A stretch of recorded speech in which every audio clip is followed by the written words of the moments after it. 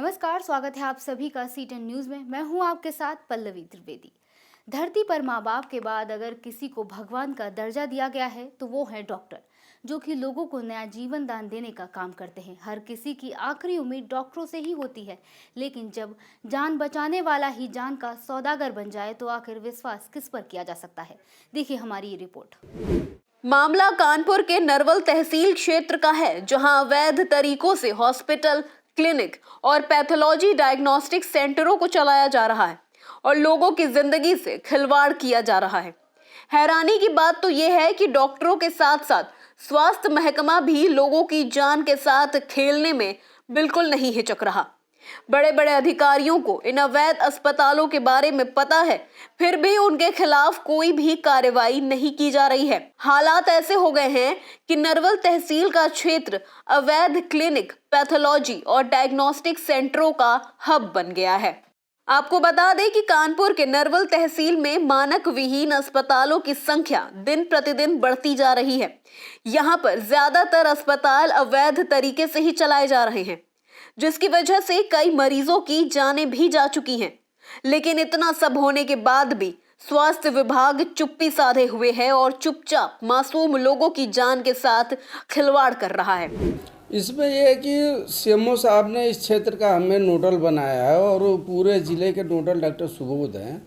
तो जो भी अगर वो मानक के हिसाब से नहीं होंगे उनके खिलाफ कार्रवाई होगी। और दिन डॉक्टरों की लापरवाही से कई महिलाओं की भी जान जा चुकी हैं।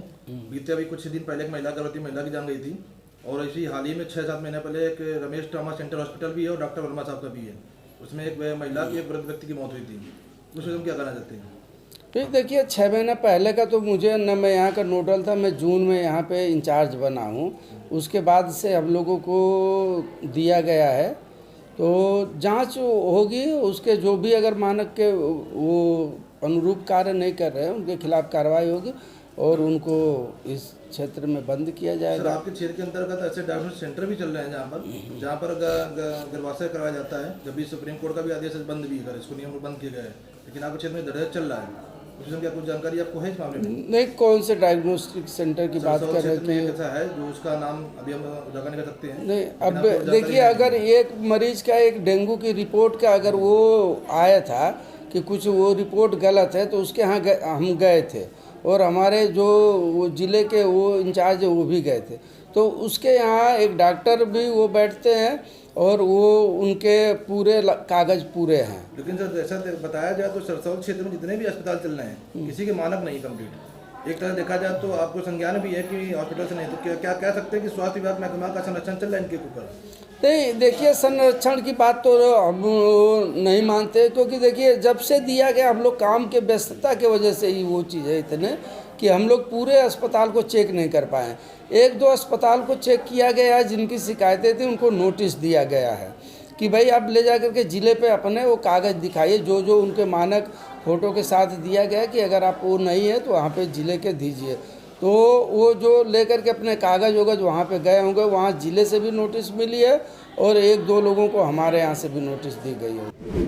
कुछ दिन पहले ही सर्कस बस्ती के एक अस्पताल में गलत इलाज की वजह से एक गर्भवती महिला की मौत हो गई थी।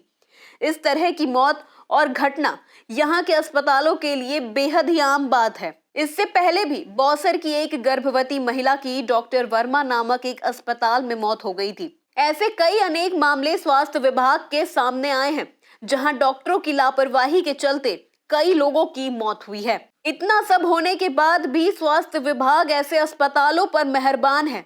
जिस तरह से स्वास्थ्य विभाग ने चुप्पी साधी हुई है, उससे लगता है कि मानक विहीन अस्पतालों को स्वास्थ्य महकमा संरक्षण दे रहा है। तभी इन अस्पतालों पर सिर्फ खाना पूर्ति के नाम पर ही कार्रवाई की जाती है। स्वास्थ्य विभाग की कार्रवाई सिर्फ और सिर्फ कागजों में ही नजर आती है, क्योंकि वास्तव में अभी तक किसी भी मानक विहीन अस्पतालों पर स्वास्थ्य विभाग का हंटर चला ही नहीं है। आगे देखना होगा कि आखिर कब स्वास्थ्य विभाग की आंखें खुलती हैं और कब इस तरह के अस्पतालों पर कार्रवाई की जाती है। फिलहाल अभी के लिए बस इतना ही। बाकी खबरों को देखने के लिए बने रहें सी10 न्यूज़ के साथ।